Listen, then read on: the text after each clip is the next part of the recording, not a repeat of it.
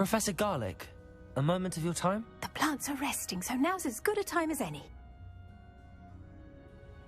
I was wondering, what made you want to teach herbology? How lovely of you to ask. I've always had an affinity for greenery, so this situation is a bit of a dream come true. After graduation, I was thrilled to be asked to step in for my old herbology professor. He'd had a slight accident, you see. Oh dear. A shame for him, but it worked out well for you. Well, he never cared, really cared for the plants, and they could sense it. Oh, you'd be surprised how perceptive a plant can be. At any rate, the trouble began one day when he cut into a wigan tree. Unfortunately for him, its leaves were hiding a bowtruckle. You may recall the marvellous creatures that resemble a twig.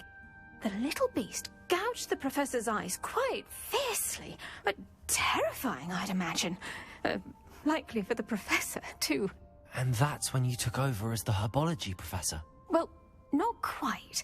After 3 weeks at St. Mungo's, my predecessor regained a tiny bit of his eyesight. He insisted on returning to the greenhouse. Within a week, he claims by accident, kicked a Chinese chomping cabbage, so it was back to St. Mungo's for him.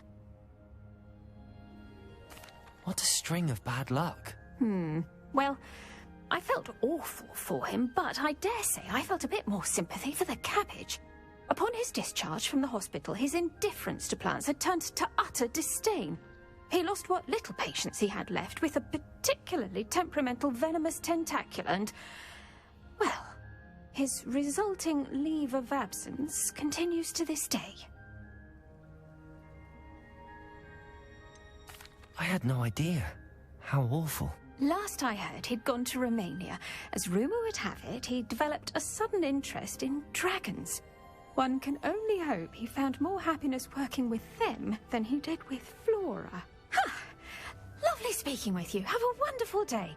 Oh, and remember, be kind to your wigan trees.